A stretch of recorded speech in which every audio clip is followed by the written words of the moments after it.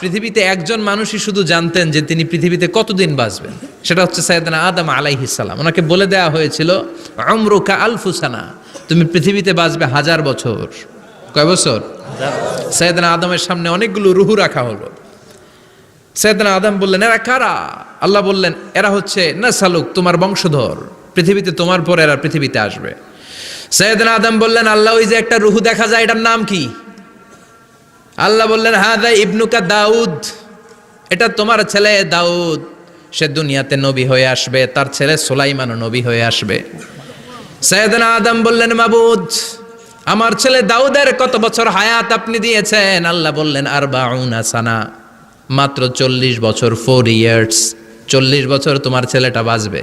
ও আল্লাহ, আমি বাঁচবো কয় বছর? তুমি বাঁচবা 1000 বছর। সুবহানাল্লাহ। সাইয়েদনা আদম বললেন, মাবুদ, এত ফুটফুটে সুন্দর আমার ছেলে দাউদ, মাত্র 40 বছর দিলেন কেন? জিদ মিন উমরিহি, বাড়ায়া দেন। কি করেন? সুপারিশ করতেছে পোলার লাইগা। কে? বাবা। আল্লাহ আপনি বাড়ায়া দেন। আল্লাহকে বাড়ানো যাবে না, লেখা হয়ে গেছে। রুফিআতিল আকলাম ওয়া জাফফাতিস সুহুফ, কলম তুলে নেওয়া হয়েছে আর কালি শুকায় গেছে, আর কিছু করা যাবে?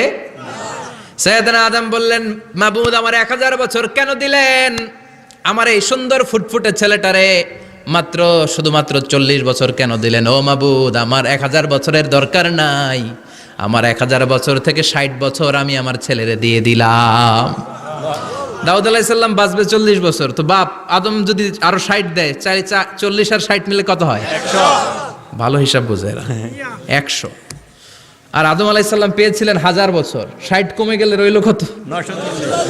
940 বছর পৃথিবীতে থাকার পরে মালাকুল মাউত চলে এসেছে। কারণ এটা on time, the death will come on time, it never late, কখনো দেরি হয় না। আল্লাহ বললেন, লিকুল্লি উম্মাতিন আজালুন ফাইযা জাআ আজালুহুম লা ইস্তাখিরুনা সাআতান ওয়ালা ইস্তাকদিমুন। মৃত্যুর একটা নির্ধারিত সময় আমি বেঁধে দিয়েছি, অন টাইম, অন টাইমেই চলে আসে, 1 সেকেন্ড আগেও আসবে না, 1 সেকেন্ড পরেও আসবে না। 940 বছর বয়সে মালাকুল মাউত এসে হাজির, এসে বলল, জিইতু আন আকবাদা রূহাক, রূহ কবজ করতে আসছি। আদম আলাইহিস সালাম বললেন, রূহ কবজ করতে আসছো মানে? আমি বাঁচবো তো 1000 বছর। কয় বছর? মালাকুল মাউত বললেন, না না, ওই যে আগের কথা স্মরণ করেন, আপনি 60 বছর দিয়ে দিয়েছিলেন। কয় না, আমি দেই নাই, আমি আরো বাঁচুম, আরো 60 বছর পাওনা আছি, আমি দেই নাই। মালাকুল মাউত বললেন, আপনি দিয়েছেন? আদম বলে, দেই নাই। মালাকুল মাউত বলে, আল্লাহ ঘটনা দেখেন, দিয়া কয় দেই নাই। আল্লাহ কয়, থাক, কথা কইস না, আয়া পর। সুবহানাল্লাহ পড়েন। নাসিয়া আদম ফানাসিয়া বানু, ভুলে গেছেন উনি। আমরা ভুলে যাই, আমরা খেয়ে বলছি খাই নাই, নিছিলাম পকেটে, কয় নেই নাই। এরকম ডাকাইত আছে না নাই? নাসিয়া আদম ফানাসিয়া বানু, বিশ্বনবী বললেন, আদম ভুলেছে তো তার সন্তানরাও ভুলে যায়। জাহাদা আদম ফা জাহাদা যুররিয়াতু, আদম অস্বীকার করেছে, তার সন্তানরাও অস্বীকার করে। সেদিন থেকে আল কিতাব ওয়া শুহুদ, মানে লিখে রাখার সিস্টেম আর সাক্ষীর সিস্টেম চালু হয়েছে। সুবহানাল্লাহ পড়েন। সুবহানাল্লাহ। 940 বছর বয়সে মালাকুল মাউত এসে আদম আলাইহিস সালামের রূহ নিতে পারে নাই। উনি 1000 বছর যখন হয়েছে তখন এসে সাইয়েদনা আদম আলাইহিস সালামের রূহ কবজ করেছে। যেই দিন পৃথিবীর প্রথম মানব, প্রথম নবীর রূহ মালাকুল মাউত দুনিয়া এসে কবজ করেছে, ওই দিনটাও ছিল জুমাবার। সুবহানাল্লাহ। আল্লাহু আকবার।